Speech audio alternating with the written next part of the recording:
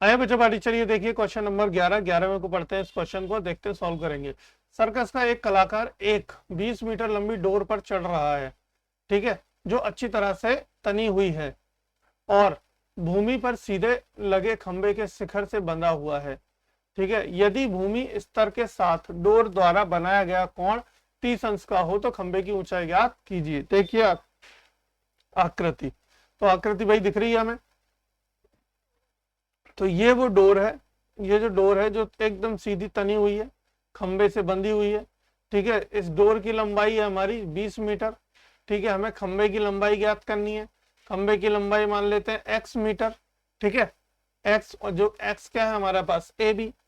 तो चलिए सॉल्यूशन करते हैं और लिखेंगे माना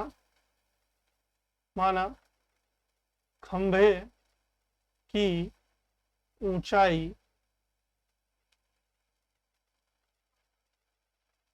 बराबर ए बी है और ए बी को हमने माना है क्या, x बराबर x, ठीक है, मीटर, ठीक है। ए बी बराबर x मीटर।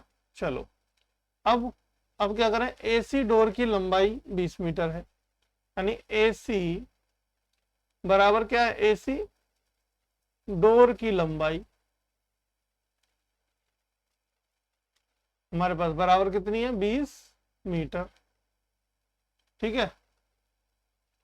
तो एसी बराबर हो गया 20 और कोण यानी कि एंगल, कोण ए बी सी बराबर कितना है हमारे पास, 30 अंश। ऐसे भी लिख सकते हैं कोण ए बी सी बराबर 30 अंश, ठीक है। अब देखो समकोण त्रिभुज, समकोण त्रिभुज एबीसी में, एबीसी में हम क्या देखते हैं, हम देखते हैं हमारे पास क्या है, लंब है और कर्ण है, लंब है और कर्ण है। तो क्या हो गया, साइन 30 साइन थीटा बराबर लंब बटे कर्ण। लंब क्या है हमारे पास ए बी बटे ए सी, कर्ण क्या है ए सी। तो साइन 30 का मान कितना होता है, 1/2। ए बी कितना बेटा, ए बी हमारे पास नहीं पता यानी कि x, और ए सी कितना हमारे पास 20। तो क्रॉस कर दें, इसको उधर ले जाएं तो x बराबर कितना आ गया, 20/2, 2 से काटेंगे तो 10, तो x बराबर आ गया 10 मीटर, ठीक है। x बराबर कितना आ गया हमारे पास, 10 मीटर। तो खंबे की ऊंचाई कितनी हो गई, खंबे की ऊंचाई बराबर हो गई 10 मीटर। तो ऊंचाई दूरी में ना आपको बस कुछ चीजें ध्यान रखनी है, छोटी छोटी सी कुछ चीजें, ठीक है। पहला तो देखो सबसे कोण के सामने, अगर कोण हमारा छोटा है, ठीक है, ये देखो हमें ये पता है ये 90 है, ये 30 है, तो 30 क्या है, अगला ये कोण कितना होगा हमारे पास, 60 आएगा, ये तो सब जानते हैं भाई।